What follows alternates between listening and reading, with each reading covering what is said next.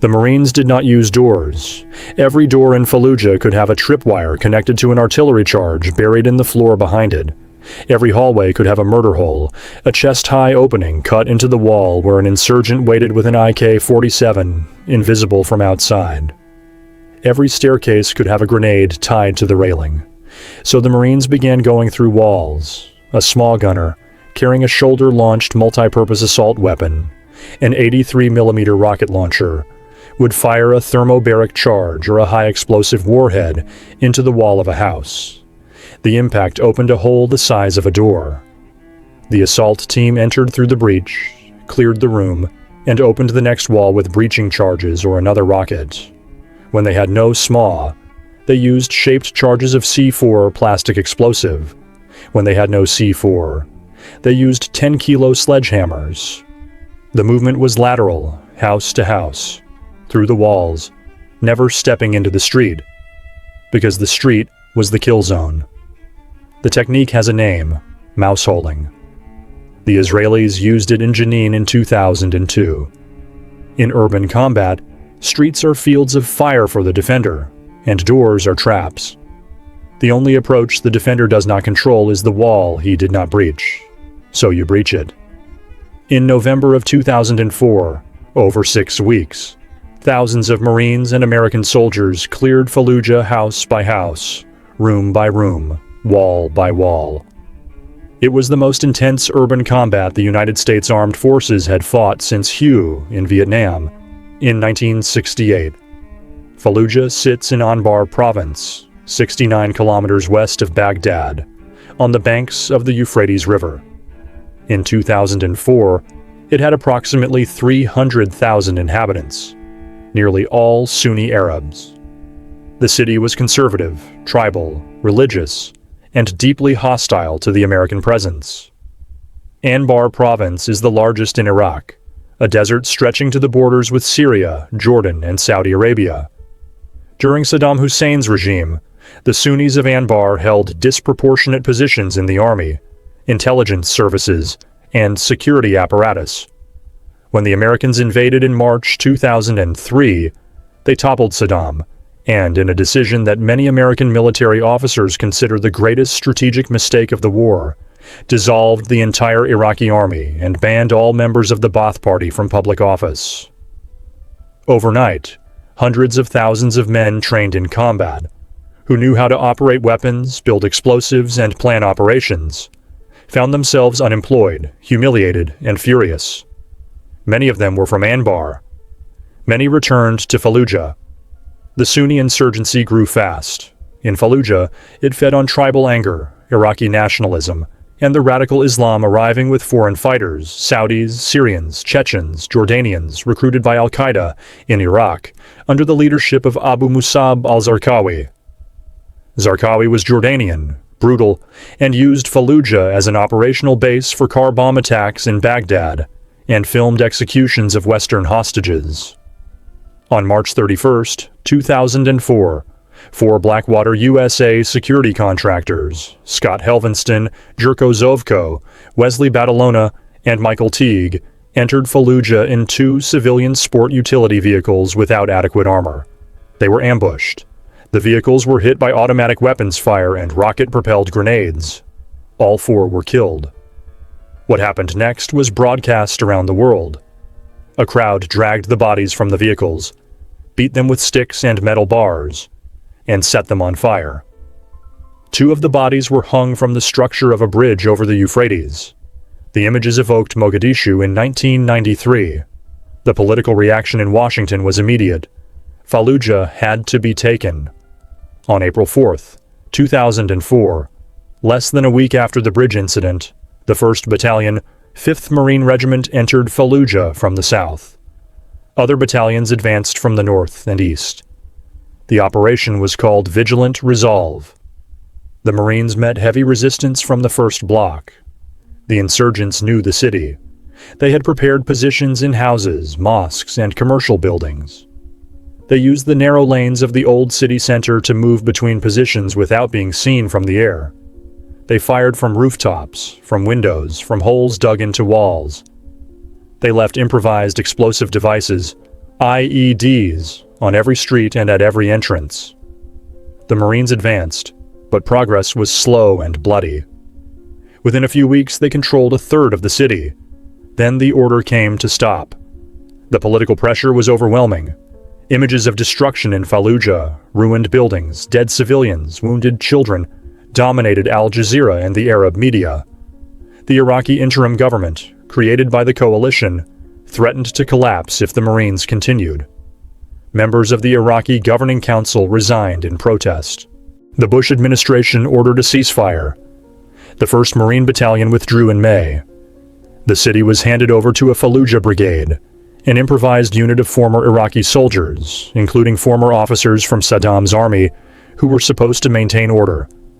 The brigade dissolved within weeks. Its members deserted or joined the insurgency. The American weapons handed over to the brigade, rifles, uniforms, vehicles, ended up in the hands of the insurgents. Fallujah remained under insurgent control from May to November 2004. 7 months. The insurgents used that time well. Zarqawi established Fallujah as the capital of his de facto caliphate. Islamic courts were installed. Sharia was imposed. Public executions took place in the streets. Residents who could leave did. Those who stayed lived in fear. The civilian population fell from 300,000 to an estimated 30 to 50,000. Meanwhile, the insurgents turned the city into a fortress. The defenses they prepared showed real military knowledge. Many of the planners had served in the Iraqi army. Houses were converted into fighting positions. Interior walls were reinforced with sandbags. Firing ports were cut into exterior walls at chest height and at floor level. Some houses had murder holes in interior rooms. An insurgent could fire on someone entering the front door from a hole in the wall of the adjacent room, invisible until the moment of the shot. IEDs were buried on every main street. Tripwires connected doors to bombs. 155mm artillery charges, abandoned Iraqi munitions were embedded in sidewalks, utility poles, trash cans, and burned-out cars. Some entire houses were booby traps, explosive devices connected to doors, windows, and even light switches. Tunnels connected houses and city blocks. Insurgents could attack from one position, withdraw through a tunnel, and reappear 50 meters away without ever stepping into the street. Mosques were used as weapons depots, sniper positions, and command centers. The insurgents knew the Americans had rules of engagement restricting attacks on religious sites. They used that. It is estimated that between 2,000 and 4,000 insurgents waited inside Fallujah when the second offensive began. Of those, approximately 1,000 were foreign fighters. The operation received 2 names: Operation Phantom Fury in the American designation, and Operation Al-Fajr, meaning the Dawn, in the Iraqi designation. It began on November 7, 2004. This time, there was no political hesitation. The American presidential election had taken place 4 days earlier. Bush had won. The Iraqi interim government, now under Prime Minister Ayad Alawi, authorized the operation and provided 2 Iraqi brigades, approximately 2,000 soldiers to participate, although the weight of the fighting was American. The assault force was formidable. Marines made up the bulk of the ground force, 6 infantry battalions from the 1st Marine Regiment, known as Regimental Combat Team 1, and the 7th Marine Regiment, known as Regimental Combat Team 7, plus support units, approximately 6,500 Marines. The Army contributed 2 mechanized infantry battalions, a cavalry squadron, and engineering and artillery elements, approximately 1,500 soldiers. Armor: companies of M1I2 Abrams tanks, 70-ton vehicles with a 120mm cannon, and composite and reactive armor. In urban combat, the Abrams served as a moving wall. The Marines moved behind the tanks, which absorbed small arms fire and RPG impacts while the infantry cleared the buildings. The 120mm cannon was used to open the walls of fortified houses when the SMAW was not enough.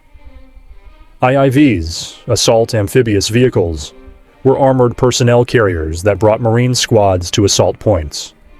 Less armor than the Abrams, but armed with a 12.7mm heavy machine gun and a Mark 19 40mm grenade launcher. Close air support included the IH-1 Whiskey Super Cobra, an attack helicopter armed with a 20mm cannon and Hellfire missiles, the FA-18 Hornet carrying JDAM precision-guided bombs, and the IC-130 Spectre gunship, an attack aircraft that orbits the target and pours fire from a 105mm cannon, a 40mm cannon, and a 25mm Gatling gun. The AC-130 operated at night, identifying targets with infrared sensors. For the insurgents, it was the most feared sound of the war, the constant drone of turboprop engines overhead, followed by the destruction of any position that revealed itself. The Marines' standard rifle was the M16I4, semi-automatic and 3-round burst, with a 4-power ACOG optic, effective out to 500 meters, accurate and reliable, but too long for combat in tight rooms. The M4 carbine was the shorter variant, preferred for close-quarters battle, used by team leaders and operators in confined spaces. The M249 SAW, the squad automatic weapon, was a light machine gun firing 5.56mm rounds from a belt feed at 750 to 1,000 rounds per minute. It suppressed enemy positions while the assault team maneuvered. The M240 Bravo was a medium machine gun firing 7.62mm NATO rounds, vehicle-mounted or crew-served by 2-man teams. Heavier than the SAW, with more range and more stopping power. The SMA carried an 83mm thermobaric warhead, called Novel Explosive, developed specifically for combat in enclosed spaces, or a high-explosive dual-purpose round. The thermobaric warhead creates a devastating pressure wave in confined spaces. In Fallujah, the SMA was the primary tool for opening walls and clearing fortified rooms. The IT-4 was a lightweight disposable 84mm anti-armor rocket, used against fortified positions, vehicles, and reinforced walls. The Mark 19 was an automatic 40mm grenade launcher, vehicle-mounted, with a rate of fire of 325 to 375 rounds per minute. Each grenade has a lethal radius of 5 meters. It was used to suppress entire streets. Fragmentation grenades, the M67, entered every room before the assault team. Frag and clear, the standard room-clearing procedure in Fallujah. C4 plastic explosive was shaped for breaching doors, walls, and barricades. On the insurgent side, the IK-47 and its variant, the IKM, were the assault rifles of choice, 7.62 by 39mm rounds, ubiquitous in Iraq, reliable, inaccurate at longer ranges. The RPG-7 rocket launcher was the most widely used anti-armor system among irregular forces in the world, effective against light armored vehicles and AYVs, largely ineffective against the frontal armor of the Abrams, used extensively against Marine positions in buildings. The PKM was a general-purpose machine gun, 7.62 by 54mm, belt-fed, the main support weapon of the insurgents, mounted in fixed positions inside buildings. The SVD Dragunov was a precision rifle, 7.62 by 54mm, fitted with a PS-01 optic. Insurgent snipers operated from elevated positions, frequently in mosque minarets, effective out to 600 to 800 meters in competent hands. IEDs were the deadliest weapon of the insurgency. Improvised bombs built from artillery munitions, 155mm and 122mm shells, and aircraft bombs detonated by cell phone, electrical wire, or pressure plate. IEDs killed more Americans in Fallujah than any conventional weapon. Mortars, 60mm and 82mm, were used to fire on fixed American positions, but were generally ineffective because the Americans had counter-battery radar that located the firing position within seconds. The assault began from the north. The Marines crossed the railway line marking the northern boundary of the city on the night of November 7th, pushing south on 3 parallel axes. The logic was to compress the insurgents southward into shrinking pockets, eliminating their ability to fall back. Each city block was surrounded. Each house was approached. The clearing procedure repeated itself hundreds of times each day. A 4-man Marine team positioned itself at the entrance to the room. A fragmentation grenade went in first. After detonation, the first Marine entered from the left or right corner, pre-designated, sweeping the opposite sector. The second entered immediately behind, sweeping the other sector. The third covered the center. The fourth held the hallway. Each room took between 5 and 15 seconds. When the room was clear, the team moved up or into the next one. If the next door appeared to be booby-trapped, they did not use the door. They called the small gunner or placed a C4 charge on the side wall. If the next room was a machine gun position, the Abrams in the street put a 120mm round through the wall. The noise was constant: gunfire, explosions, collapsing masonry, from dawn until dark every day. The insurgents fought with determination. Many fought to the death, particularly the foreign fighters, who had nowhere to go. They used murder holes, tunnels, and passages between buildings to ambush Marine teams who believed a block was already clear. It was common for a team to clear a building in the morning and take fire from the same building that night. Insurgents had come back through the tunnels. Nighttime favored the Americans. The Marines had night vision goggles, the PVS-14 and PVS-15 models, and the insurgents did not. At night, the Americans could see, and the insurgents could not. The AYC-130 operated at night. American sniper teams with thermal optics were lethal after dark. The insurgents learned to avoid movement at night, which meant they lost the ability to reposition their defenses. The battalion sniper teams played a disproportionate role. Operating from elevated positions in already cleared buildings, the snipers watched streets and intersections, eliminating insurgents attempting to move between positions, RPG gunners who exposed themselves to fire, and observers trying to coordinate ambushes.